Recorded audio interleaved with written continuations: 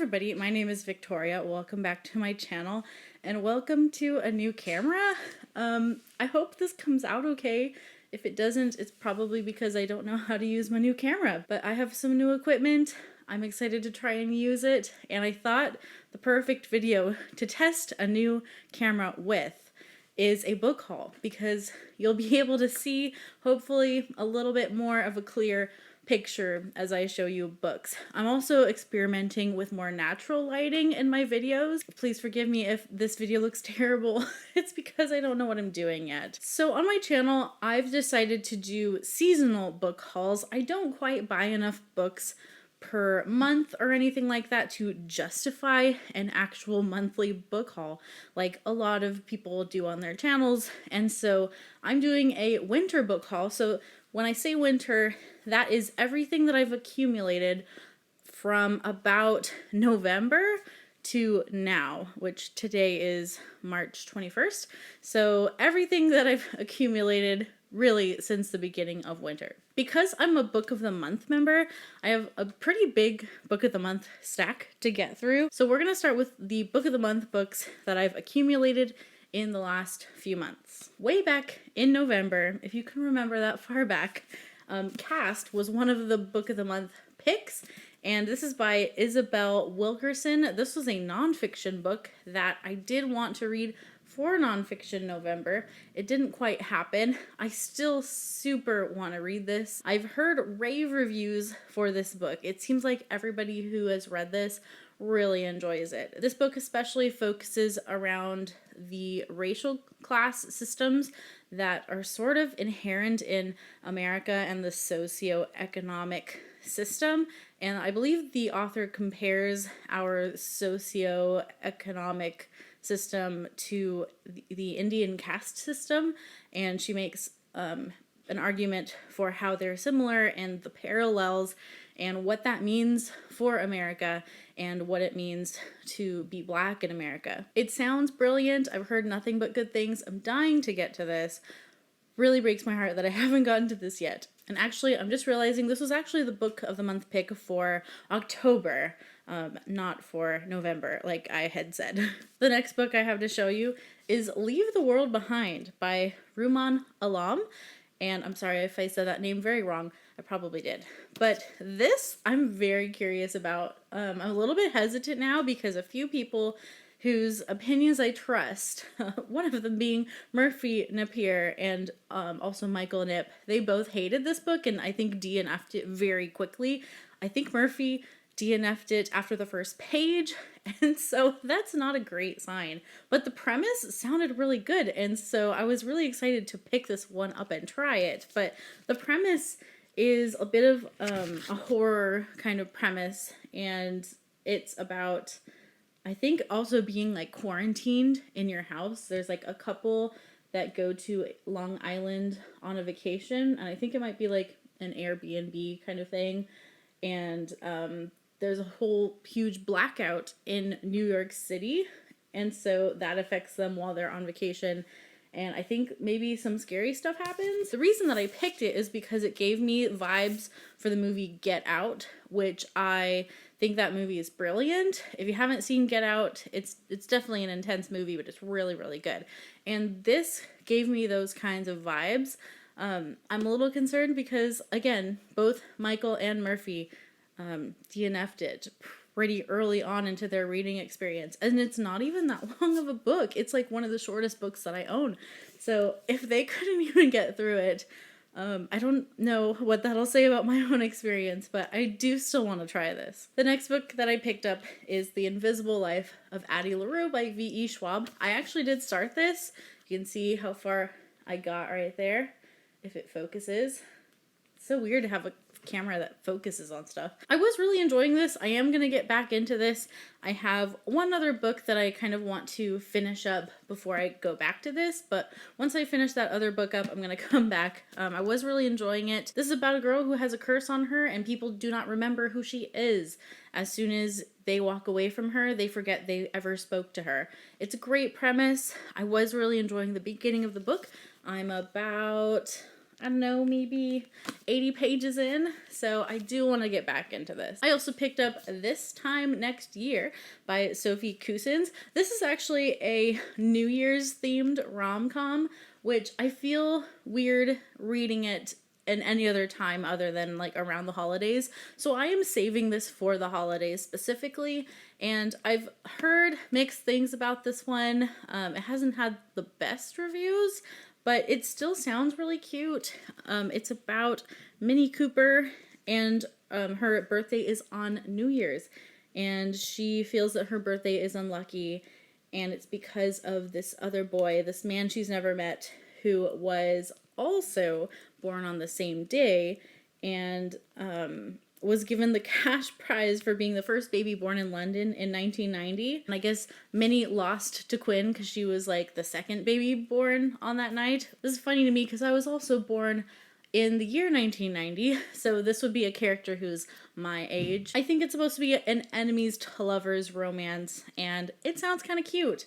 Hopefully it is. I'm going to save it for New Year's, though, next New Year's. The next book I have to show you is This Close to Okay by Lisa Cross Smith. This one appealed to me as a contemporary fiction book, which I don't pick up a lot of that, but this one sounded good. It's about a woman and a man who meet one night, and she, I believe, talks him off of a ledge. He's about to like jump off a bridge and commit suicide, and she talks him down, and then they go back to her place and they like form a friendship. I don't know if it's a romance or a friendship. I think it's a friendship first. This book is about how the two of them help each other and help each other through each other's trauma. This has pretty good reviews as far as I've seen so far, and so I'm looking forward to getting to this. It's an author who's definitely new to me, so it also has a really pretty cover. I love the color scheme of this cover. Next, I picked up Piranesi by Susanna Clark.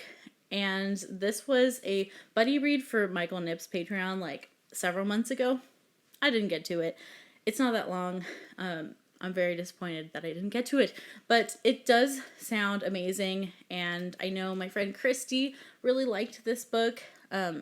I also own another book by Susanna Clark. I own Jonathan Strange and Mr. Norrell, and I've heard good things about both of them. No one seems to be able to describe the synopsis of this book to me, and it seems that that is how you should go into it. So I'm not going to attempt to describe a synopsis because I don't think I understand it. But when I do get around to this, I have very high hopes for it. The next book of the month pick was the first one for January, and that is The Survivors by Jane Harper. This is a thriller novel, and I do occasionally dip my toes into the thriller genre.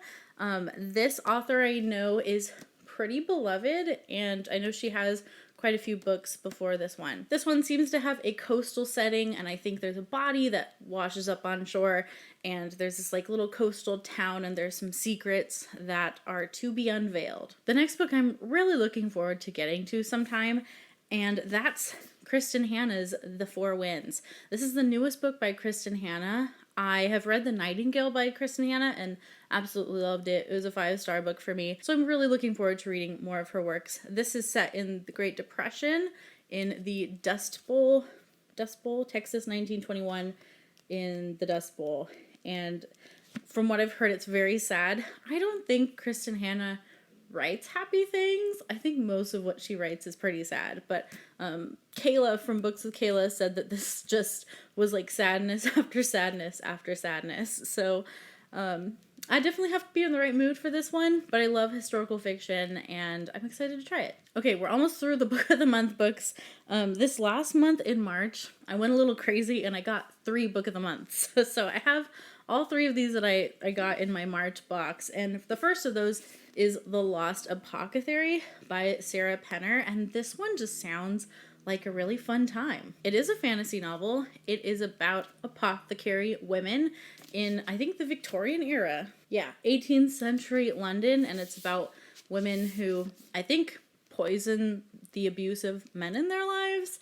It sounds like a feminist spin on the Victorian era, for sure. It's gotten some good reviews so far, so I'm looking forward to trying this one. The cover is very nice, too. Love the purple. The next book I'm maybe a little bit more excited about than almost all of the books that I've shown you so far. I'm really excited to try this one. It's the final revival of Opal and Nev by Donnie Walton.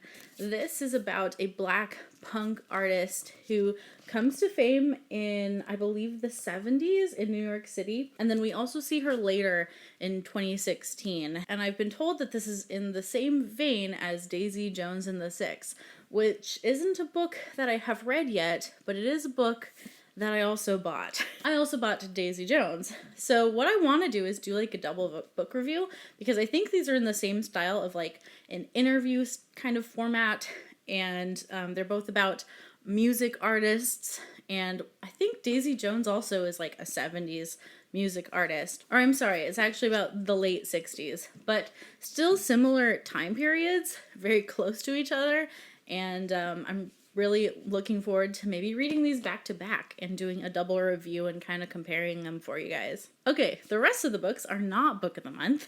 So the first book that I want to show you is The Sword of Kaigan by Emma Wong. I have read this book already. This was a super awesome read. It was 5 stars for me. It has some flaws. It definitely has some flaws, but I thought overall this was completely brilliant.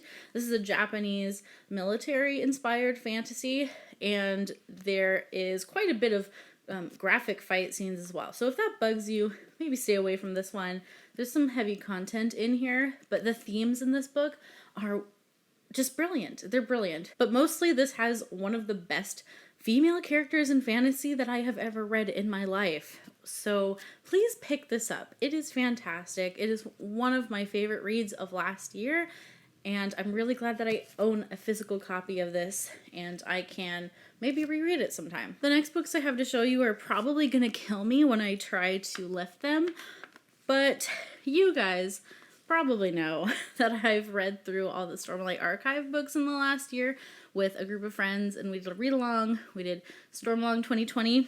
Well, my sweet husband gave me all the hardback editions because I wanted them to match, because I had Rhythm of War in hardback, but I had all the rest in paperback, and now I have all of them in hardback, and yes, this is going to kill me, so I'm gonna put it down now. So yes, got these for Christmas. Very excited to have them. Continuing with a fantasy vein, I picked up Elliot Brooks's novel. I'm so excited to try this out sometime. This is Peace and Turmoil by Elliot Brooks, our very own Elliot Brooks, and I can't wait to try this. Also, the cover is just beautiful. I bought the hardback edition, which is very nice, and yeah, it's her first book in her fantasy series. I don't really know much more than that. I'm really bad at summarizing fantasy synopsis because there's always like characters and lands that you don't really understand until you start reading the book. So I'm not going to try to summarize it, but it is the beginning of an epic high fantasy series by Elliot Brooks. So definitely go check her out. If you somehow don't know who Elliot Brooks is, I'll have her linked down below, and go ahead and support her. The next book that I picked up is a bind-up of the Circle trilogy series quartet. Is it actually a quartet? I'm not sure. It's either a trilogy or a quartet. This is The Circle by Ted Dekker, and this piqued my interest because a few people now have compared Ted Dekker to a Christian Stephen King, and or at least that's what he kind of set out to do, and he has some like tie-ins from his, like book to book, kind of like Stephen King does. So I do want to try this. Michael Knipp talks very highly about this book series and this author, so I wanted to give it a go. I got this nice bind-up hard copy. It begins when a man named Thomas Hunter finds himself being chased down an alley after working the late shift at a coffee house. When a bullet grazes his head, he awakens in an entirely different reality. Now, every time he falls asleep, he wakes up in another reality, and every choice he makes impacts the fate of 2 worlds. Sounds cool. I'm down. Haven't read a lot of Christian fiction, so the fact that this was like a fantasy kind of series was very interesting to me, because I feel like most Christian fiction tends to be more on the realistic side. So this will be a very different kind of read for me, and I'm excited to try it. Oh, and apparently all I had to do was read black, red, white, green. It's a quartet, not a trilogy. The next book I'm currently reading through, and that is The Complete John Plowman John Plowman's Talk and John Plowman's Pictures by C.H. Spurgeon. I'm currently reading this. We have a Lent read-along right now with Christy Lewis and Carla from Raised to Walk and Alan from the Library of Alexandria. And so we are reading through this. We are going to have a live show discussion about it on April 3rd, I believe. And so this is more like a devotional. I've been just reading a chapter here, a chapter there every other day, and it's been a wonderful way to start my day. Spurgeon was a Victorian minister and just a phenomenal speaker and writer, and it's been very, very enjoyable. Lots of great wisdom in this. The next book I've also already read, and that is All the Light You Cannot See by Anthony Doerr. This is a historical fiction World War II novel. Very heavy, very sad, very literary. It won the Pulitzer Prize as well. And I read this as a buddy read with Melissa from Libraries and Labradors. And I ended up liking this a bit more than Melissa did. I think she gave it like 3.5 stars. And I'm giving it 5 stars. I loved it. And I'll go into more why I loved this book so much in my wrap-up video, which should be hopefully the next video I put up. But I absolutely loved this. 5 stars.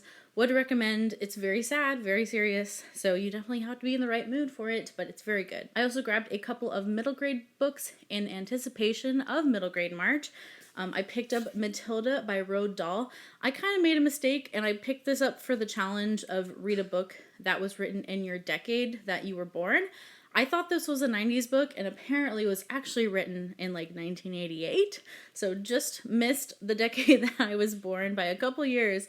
But I do really want to read Matilda. I've never read Matilda before, and it seems like a book that I would love. So I am going to get to this eventually, probably not in March. I also picked up The Goose Girl by Shannon Hale. This I did want to use for this current middle grade March, but my reading lately is not going super great. So it'll depend on if I get my act together in the next week. We have like a week and a half left of March, so this might wait a little bit, but The Goose Girl is actually the beginning of a series. It seems like a lot of people haven't read on, they've just read this first one, and it kind of stands alone, well, on its own. I don't really know what this is about, but Shannon Hale is an author who is well loved in the middle grade community, so looking forward to trying this. Also, I got a signed edition at the used bookstore. Check that out. Will it focus? I don't know. Yes, maybe. We're almost there, guys. Almost there. I picked up Pride and Prejudice and Zombies. Who wrote this? By Seth Graham Smith. I don't know anything about this other than look at that cover. It's awesome. I'm super excited about this book. I recently read Pride and Prejudice, so I got this at a used bookstore. I saw it and I couldn't not pick it up. I also picked up, and I might get some flack for this, I picked up another Haruki Murakami book, Norwegian Wood.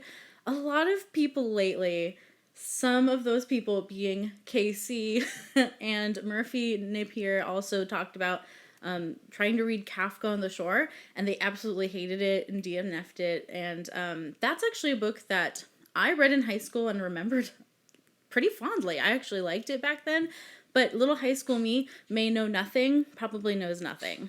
So I want to try some more Haruki Murakami. I've read 3 of his books actually now, and I didn't hate any of them, but it's been a while. So I need to see and like check myself and see what is it that everybody else is hating that I didn't have a problem with. I don't know.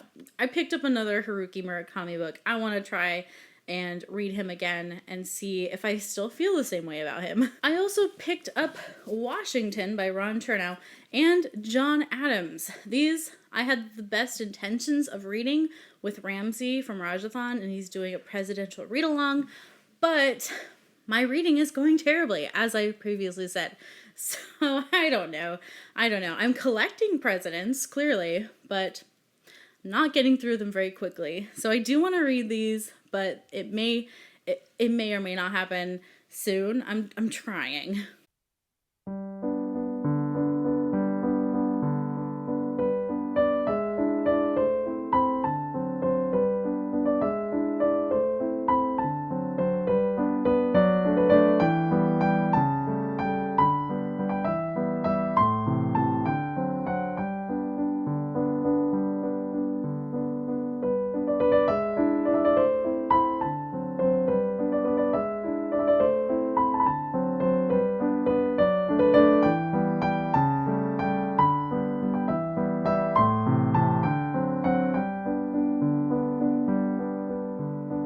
those are all the books that I've picked up lately in the last few months. Let me know if you see any that maybe you want to read with me. Maybe you want to buddy read some of these with me. I would love to do that. Thank you so much for watching my video today. I have all of my social media links down below. I have an Instagram. I have a Discord now. I also have Goodreads, so there's a few other places where you can chat with me also. I hope you have a wonderful rest of your day. Keep reading great books, and I'll see you next time. Bye-bye.